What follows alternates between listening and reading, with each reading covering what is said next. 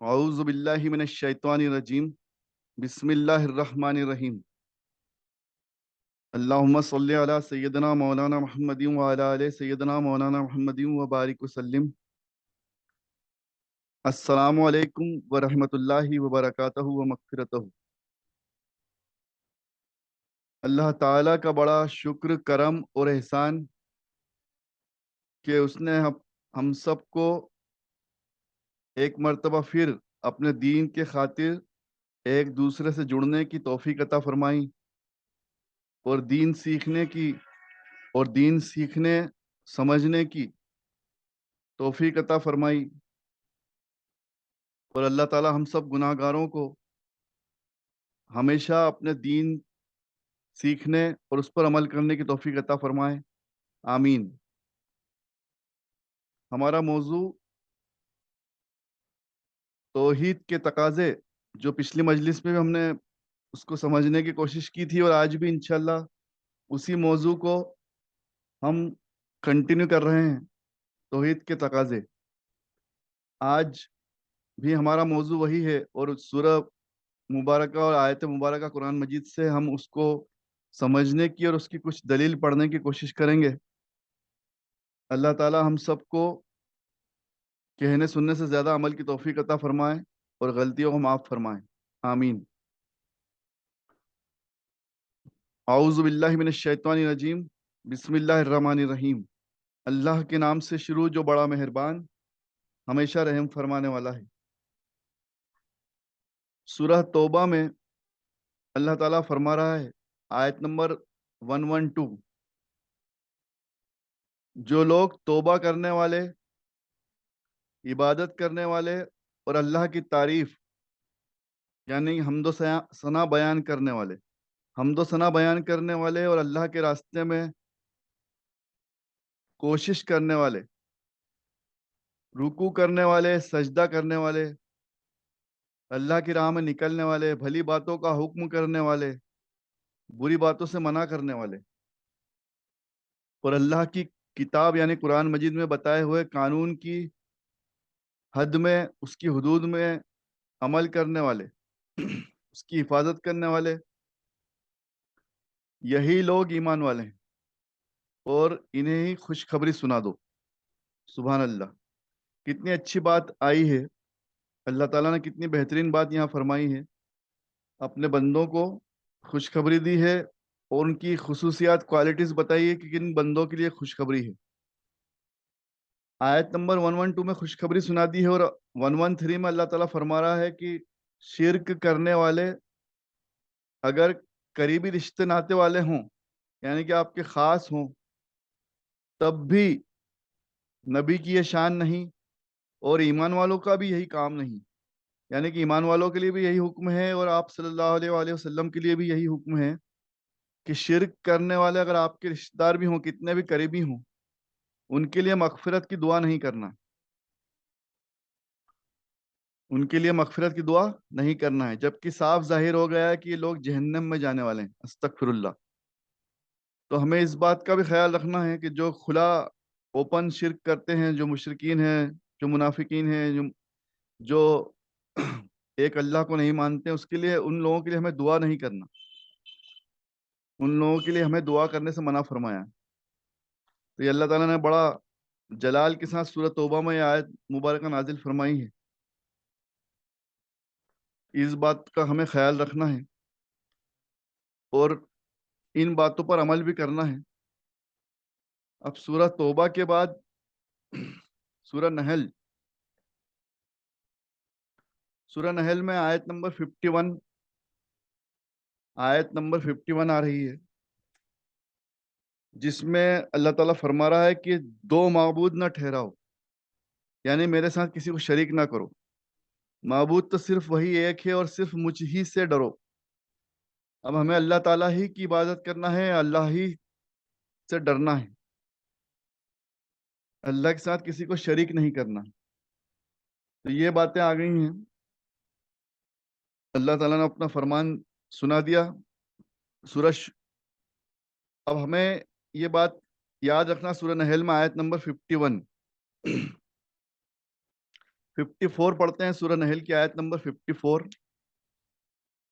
फिर जब तुम्हारे हाल पर रहम फरमा कर उस तकलीफ को अल्लाह दूर कर देता है तो तुम में से एक टोली, एक गिरोह बजाय अल्लाह का शुक्र मनाने के अपने रब के साथ दूसरों को शरीक बताती है। अस्तगफिरुल्लाह।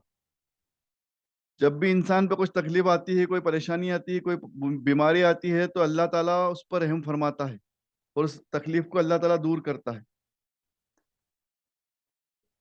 तो तुम में से कुछ लोग, एक गिरोह, एक ग्रुप ऐसा भी है जो अल्लाह का शुक्र मनाने की बजाय अपने रब के साथ दूसरों को शरीक करता है। अस्तगफिरुल्लाह। यानी कि ये बोलता है कि अल्लाह के साथ इनने भी ये कर दिया, उसने भी ये कर दिया, यहाँ से भी ये हो गया।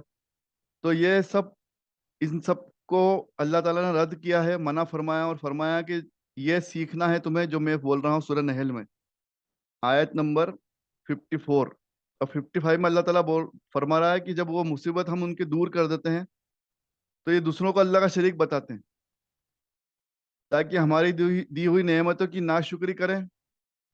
ये एक तरह की नाशुक्री है कि अल्लाह ताला से मदद मांगना है, अल्लाह ताला का जब रहम हो जाए, अल्लाह हम पे करम फरमा दे, तो हमें अल्लाह ही का शुक्र अदा करना है, उसके साथ किसी को शरीक नहीं करना है कि मेरा काम तो उसने भी कर दिया, वहां से भी मेरा काम हो गया। जरिया अपनी जगह बेशक अल्लाह ताला ने इंसान को जरिया बनाया है, उससे हम मना नहीं कर रहे हैं, लेकिन तारीफ अल्लाह ताला की करना है और कोशिश अपनी जगह है, लेकिन करने वाली जात सिर्फ और सिर्फ अल्लाह ताला की। ये नियत रखना है, हमेशा यही नियत रखना है और यही मानना है कि ये सब काम अल्लाह ही की मर्जी से हुआ है, जरिया भी उसने दिया है, कोशिश भी उसी के करम से हमने की है।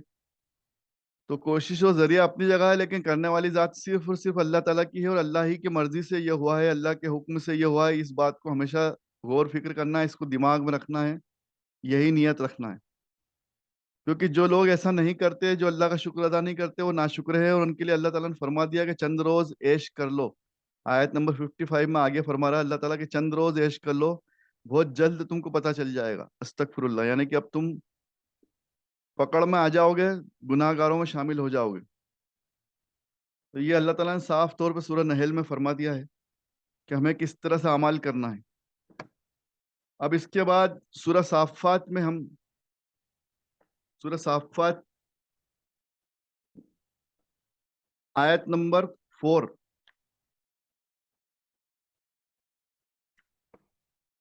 सूरह साफ़ात के पहले हम सूरह शोरा की कुछ आयतें देख लेते हैं। सूरह शोरा में अल्लाह ताला फरमा रहा है 77 में, रब्बुल आलमीन के सिवा, रब्बुल आलमीन के सिवा उन सब के खिलाफ दुश्मनी और बगावत का ऐलान करता हूँ। रब्बुल आलमीन के सिवा मैं उन सब के खिलाफ दुश्मनी और बगावत का ऐलान करता हूँ। ये अल्लाह ताला फरमा रहा है आयत नंबर 77 में। आयत नंबर 77 में फरमा रहा है कि रब्बुल आलमीन के सिवा मैं उन सब के खिलाफ दुश्मनी और बगावत का ऐलान करता हूँ। अब ये किससे किलवा रहा है, ये ध्यान देना है ना। अल्लाह के सिवा मैं उन सब के खिलाफ दुश्मनी और बगावत का ऐलान करता हूँ। सुन लो, अल्लाह तो सिर्फ वही हो सकता है, अल्लाह तो सिर्फ वो अकेला है जिसने मुझे पैदा फरमाया और मुझे हिदायत दी। ये सूरह शोरा हम पढ़ रहे हैं। अल्लाह सिर्फ वही हो सकता है जिसने मुझे पैदा फरमाया, मतलब रब तो वही है जिसने हमें पैदा फरमाया और हमें हिदायत दी, सही रास्ता बताया। अब ये अल्लाह ताला के बारे में हम फरमा रहे हैं और ये पूरी सूरह मुबारक में हम पूरी सूरह मुबारक नहीं पढ़ना है, कुछ चंद आयत मुबारक जो तौहीद के तकाजे से रिलेटेड हमको पढ़ना है। असल में ये किस्सा हजरत इब्राहिम अलैहिस्सलाम का है। इब्राहिम अलैहिस्सलाम की ये कौल है, अल्लाह ताला उनके जरिए कुरान मजीद में इन बातों को दर्ज करवाया। अल्लाह ताला ने वही के जरिए आप सल्लल्लाहु अलैहि वसल्लम को बताई हैं ये बातें कि हजरत इब्राहिम अलैहिस्सलाम ने अपनी उम्मत को इस तरह से कहा था कि मैं अल्लाह के सिवा सबसे दुश्मनी और बगावत का ऐलान करता हूँ। मतलब तुम्हारे तमाम बुत, जितने बुत हैं तुम्हारे, जो काबतुल्लाह में इन्होंने बुत रखे थे जमा कर, संभाल कर, और उनको अल्लाह के साथ शरीक करते थे, उन सब के साथ मैं दुश्मनी और बगावत का ऐलान करता हूँ। सुन लो, रब्बुल आलमीन तो सिर्फ वही है और वही हो सकता है जिसने मुझे पैदा फरमाया और मुझे हिदायत दी और सही रास्ता बताया। आगे 79 में फरमाया, वही मुझे खिलाता है, वही पिलाता है। और आगे फरमा रहे हैं, और जब मैं बीमार पड़ूं तो उसी से शिफा मिलती है, यानी वही शिफा अता फरमाता है और मुझे तंदुरुस्ती हासिल होती है। देखिए, अब ये साफ समझ में आ रहा है कि पैदा करने वाला अल्लाह ताला है, बीमार करने वाला अल्लाह ताला है, शिफा देने वाला अल्लाह ताला है, खिलाने पिलाने वाला अल्लाह ताला है ना। और सही रास्ता दिखाने वाला, हिदायत देने वाला भी अल्लाह ताला है। और मुझको मौत भी उसी ने देनी है, मतलब जब भी जिंदगी में मौत आएगी तो उसी से मिलेगी, वही देने वाला है। और फिर जिंदा भी मुझको वही करेगा, यानी कि बरोज़े कयामत मौत के बाद फिर से जिंदा वही करेगा। मैंने तो उसी से आस लगा रखी है, यानी कि उसी से उम्मीद करता हूं कि इंसाफ के दिन मेरी भूल चूक को वही माफ फरमाएगा, मेरी भूल चूक को वही माफ फरमाएगा। ए मेरे परवरदिगार, ए मेरे परवरदिगार, मुझे दानिशमंदी और दानाई अता फरमा। क्या फरमा रहे हैं? ए मेरे परवरदिगार, दुआ कर रहे हैं हजरत इब्राहिम अलैहिस्सलाम। ए मेरे परवरदिगार, मुझे दानिशमंदी और दानाई अता फरमा और मुझे नेक लोगों के साथ शामिल फरमा ले। ये दुआ सबको सीखना है, इस पे गौर करना है और इस दुआ को हमेशा पढ़ते रहना है। अपनी जबान में बहुत आसान दुआ है। ए अल्लाह, ए मेरे परवरदिगार, मुझे दानिशमंदी यानी कि अक्ल अता फरमा, अच्छी अकल अता फरमा। दानाई अता फरमा मतलब सही हिदायत अता फरमा, अच्छे बुरे में, सही गलत में मैं फर्क कर सकूं। ये दुआ करना है। ये दुआ सिखाई जा रही है हजरत इब्राहिम अलैहिस्सलाम के जरिए। ये दुआ कुरान मजीद में हम तक पहुंचाई गई कि इस दुआ को अल्लाह ताला पसंद फरमा रहा है, इसलिए दुआ को दर्ज की गई कुरान मजीद में कि "ए मेरे परवरदिगार, ए अल्लाह, मुझे दानिशमंदी, दानाई यानी कि अकलमंदी, समझदारी अता फरमा और मुझे नेक लोगों में शामिल फरमा, मुझे नेक लोगों में शामिल फरमा"। ये कितनी बेहतरीन दुआ आ गई। तो यहाँ पर आप, अल्लाह ताला ने अपने नबी के जरिए हमें ये भी सिखा दिया है। सूरह शोरा में 77 आयत नंबर 77 से लेकर हमने 83 तक पढ़ा कि किस तरह से हमें अल्लाह को एक मानना है, वही पैदा फरमाने वाला है और उसी से दुआ करना है और क्या दुआ करना है। अब हमारे पास सूरह साफात, सूरह साफात की आयत नंबर 4, अल्लाह ताला फरमा रहा है, बेशक तुम्हारा माबूद सिर्फ एक है, बेशक तुम्हारा माबूद सिर्फ एक है। अल्लाह ताला फरमा रहा है तुम्हारा माबूद सिर्फ एक है ना। अल्लाह ताला हमें सिखा रहा है सूरह साफात में कि तुम्हारा माबूद सिर्फ एक है ना। ये याद रखना है हमें। ये हो गई हमारी सूरह साफात आयत नंबर 4। अब आयत नंबर 10 में अल्लाह ताला क्या फरमा रहा है? यहाँ पर ये बात आई है शैतान के बारे में, है ना। तो हम अभी आयत नंबर 5 भी पढ़ लेते हैं, जिससे हमें पता चल रहा है कि वही रब है तमाम आसमान और जमीन का। ये दलील आ रही है अल्लाह ताला की एक रब होने की और उनके दरमियान की सब चीजों का और सूरज के निकलने का और तमाम मुकामात का रब भी वही अकेला है।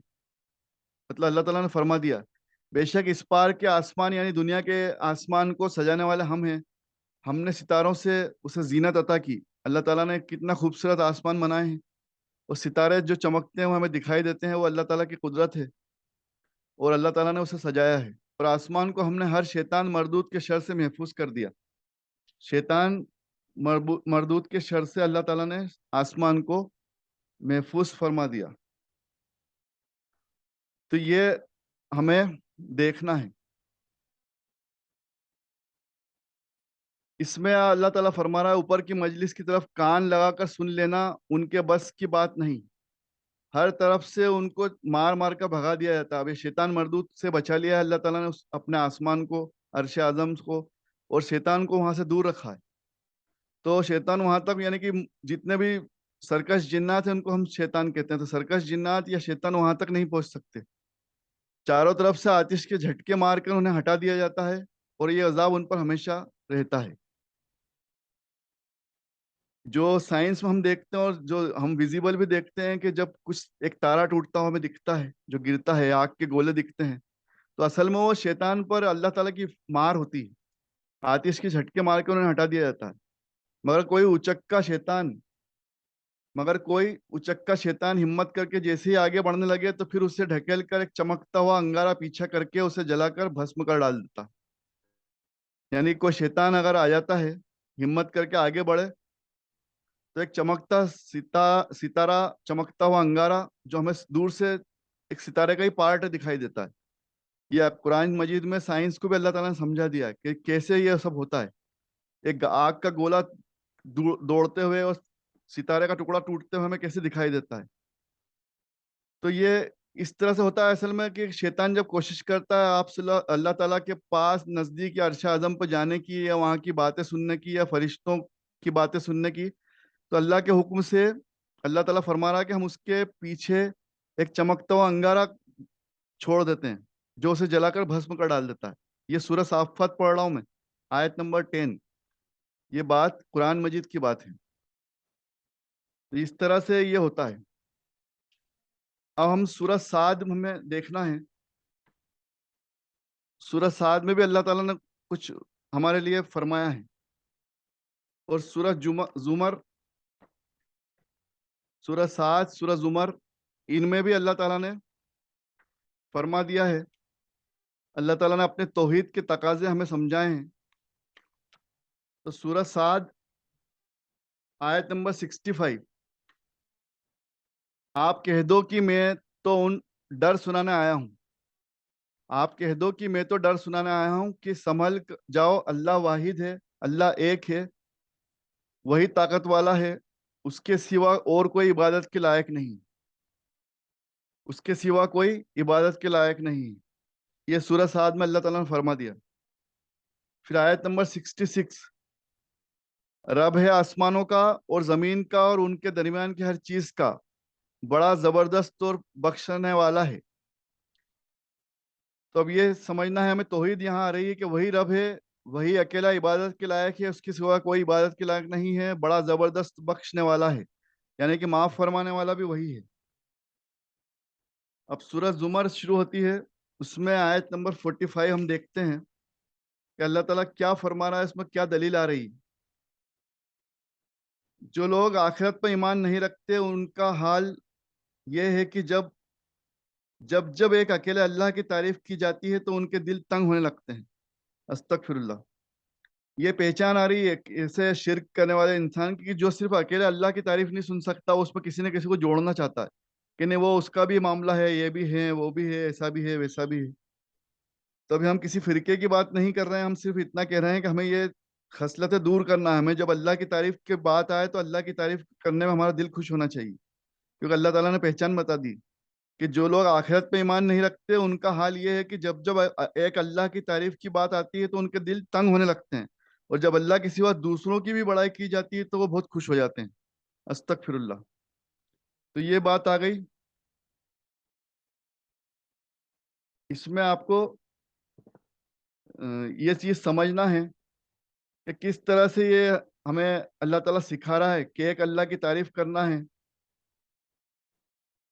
نا، ایک اللہ کی تعریف کرنا ہے، اس کے ساتھ کسی کو شریک نہیں کرنا ہے، اور اللہ ہی کی تعریف کرنے میں خوش ہونا ہے، ہمیں اس میں خوش ہونا ہے، اللہ کی تعریف بیان کرنے میں خوش ہونا ہے ہمیں۔ تو یہ چیزیں ہمیں سمجھنا ہے۔ اب آگے سورہ توبہ دیکھتے ہیں ہم۔ سورہ توبہ میں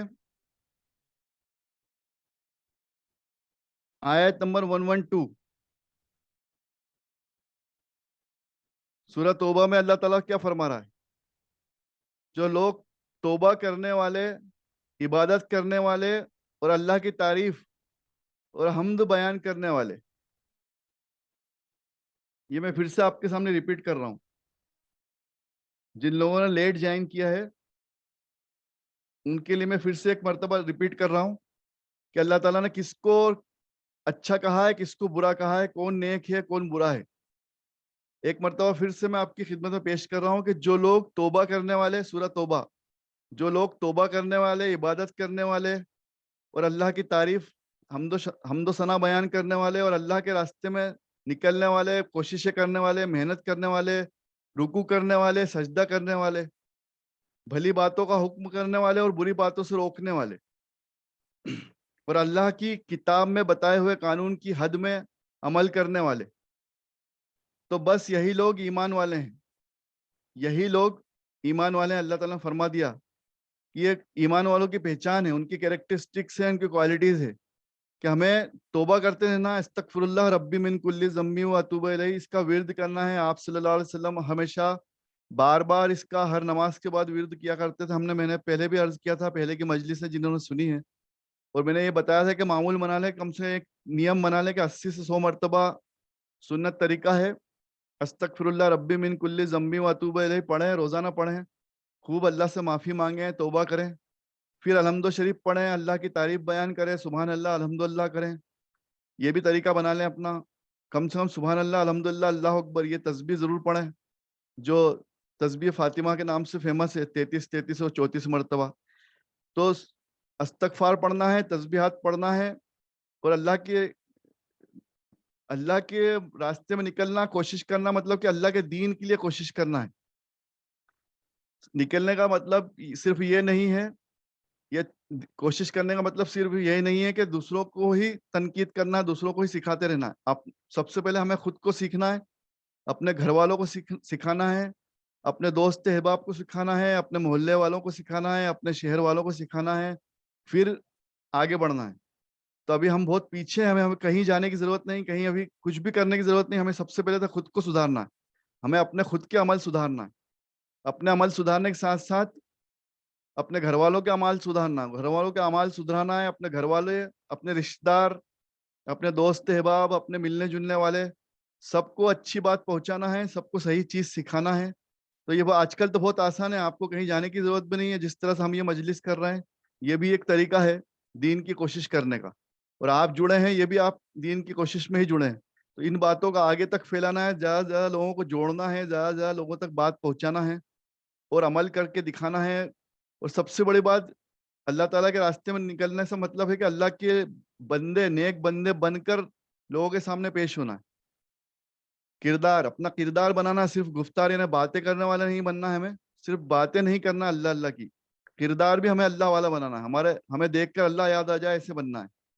اللہ کے نیک بندے وہ ہیں جنہیں دیکھ کر اللہ یاد آ جائے، تو ایسے نیک بندے بننا ہے۔ آپ کو ایک برانڈ ایمبیسیڈر بننا ہے، اسلام کا ہم سب کو برانڈ ایمبیسیڈر بننا ہے۔ تو آگے اللہ تعالیٰ نے فرمایا رکوع کرنے والے، سجدہ کرنے والے، یعنی کہ نماز ادا کرنا ہے، بھلی باتوں کا حکم کرنے والے، اچھی باتوں کو پھیلانا ہے، اور بری باتوں سے منع کرنے والے، بری بات کا اپوز بھی کرنا ہے۔ کئی مرتبہ ہمارے سامنے برے باتیں آتی ہیں، برے اعمال آتے ہیں، تو ہم چپ ہو جاتے ہیں اس ڈر سے کہ ہمارے تعلقات بگڑ جائیں گے، سامنے والا برا مان لے گا۔ تو وہاں پر یہ نہیں سوچنا، وہاں یہ سوچنا اللہ واسطے ہمیں نیکی کی دعوت دینا ہے، برائی سے روکنا ہے، یہ اللہ واسطے کرنا ہے، اس میں اللہ کی رضا ہے، اللہ خوش ہو رہا ہے، آپ صلی اللہ علیہ وسلم خوش ہو رہے ہیں۔ انسانوں کو خوش کرنا ہماری نیت نہیں ہے، انسانوں کو خوش کرنے کی نیت نہیں رکھنا، انسان کبھی خوش نہیں ہونے والے۔ انسان بڑا ناشکرا، اللہ تعالیٰ نے قرآن مجید میں فرما دیا۔ تو جو اللہ خود پہچانتا ہے انسان کو، اللہ تعالیٰ نے خود بنایا اپنی مخلوق کو، تو اللہ سے زیادہ بہتر پہچاننے والا کون ہو سکتا ہے؟ انسان کے بارے میں اللہ تعالیٰ سے زیادہ جاننے والا کون ہو سکتا ہے؟ تو اللہ تعالیٰ نے فرما دیا کہ انسان بڑا ناشکرا ہے۔ تو ہمیں انسانوں کی پرواہ نہیں کرنا، انسان کو صحیح بات سکھانا ہے، بری بات سے روکنا ہے، چاہے اس سے اچھا لگے، بھلا لگے، برا لگے، یہ سب اللہ تعالیٰ نے فرما دیا ہے۔ اور اللہ کی کتاب میں بتائے ہوئے قانون کی حد میں اس کی حفاظت کرنا ہے، یعنی کہ اللہ کی شریعت کی، اللہ کے حقوق کی حفاظت کرنا ہے، یعنی کہ اس پر عمل کرنا ہے۔ اور فرما دیا تو بس یہی لوگ ایمان والے ہیں، بس انہی لوگوں کو ایمان والوں میں داخل کیا گیا ہے، انہیں بشارت سنا دو، خوشخبری دے دو جنت الفردوس کی، جنت کی، سبحان اللہ۔ اور آگے جو میں نے پڑھی تھی آیت نمبر 113 شروع میں، کہ شرک کرنے والے اگر قریبی رشتے ناتے والے ہوں تو بھی نہ نبی کی یہ شان ہے، نہ ہی ایمان والے بندوں کی یہ شان ہے۔ اللہ تعالیٰ دونوں کے لیے صاف صاف فرما رہا ہے، دونوں لفظ ہیں، نہ نبی کی شان ہے، نہ ایمان والے بندوں کی شان ہے کہ ان کے لیے مغفرت کی دعا کریں۔ تو یہ ان چیزوں سے بھی بچنا ہے، ایسے رشتہ داروں سے دور رہنا ہے جو شرک کرتے ہیں، شرک میں مبتلا ہیں۔ اللہ تعالیٰ ہم سب کو صحیح عمل کرنے کی توفیق عطا فرمائے، ہم سب کو معاف فرمائے۔ ہمیں شرک سے بچنا ہے، توحید کے تقاضا یہی کہ ایک اللہ کو ماننا ہے, اللہ والوں کی عزت ضرور کریں, جیسے پچھلی مجلس میں بھی میں نے عرض کیا تھا کہ اللہ والوں کی عزت کرنا ہے, اولیاء اللہ کی عزت کرنا, ولی اللہ کی عزت کرنا ہے, نیک بندوں کی عزت کرنا ہے, بزرگوں سے دعاؤں کی درخواست کرنا, یہ سب جائز معاملے ہیں, ان کو منع نہیں کیا گیا. لیکن سجدہ کرنا, قبرستان میں قبروں پہ درگاہوں پہ سجدہ کرنا, چومنا, یہ سب منع ہے, یہ شرک ہے, یہ ناجائز ہے, حرام ہے.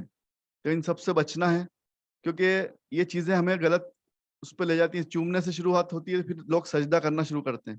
تو ہم چومنا ہی روک دیں, چومنا چاہے ناجائز نہ ہو لیکن چومنے کو ہم منع کرتے ہیں. اور سبھی اولیاء کرام اور تمام اللہ والے اور عالم دین سب منع فرماتے ہیں, اس لیے کہ چومنے سے شروعات ہوتی ہے. چومنا اگر ہم نے شروع کیا تو دھیرے دھیرے پھر وہاں سجدہ بھی شروع ہو جاتا ہے. تو ایسی جگہوں پہ جب بھی اللہ والوں کے پاس جائیں, کسی قبرستان میں درگاہ پر جائیں, تو سلام پیش کریں, السلام علیکم کہہ سکتے ہیں, یا اہل القبور یا سیدی یا اہل القبور کریں. سلام پیش کرنے میں منع نہیں ہے. درود شریف پڑھیں, درود شریف پڑھ کے سورہ فاتحہ, سورہ اخلاص, تینوں چاروں کل پڑھیں, جتنا آتا ہے, آیت الکرسی پڑھیں, یاسین شریف پڑھیں, سب کچھ پڑھ کر آپ ایصال ثواب کریں. آپ صلی اللہ علیہ وسلم سے لے کر تمام امت مسلمہ کو ایصال ثواب کریں, اس میں کنجوسی نہیں کریں, پوری امت کو ایصال ثواب کریں.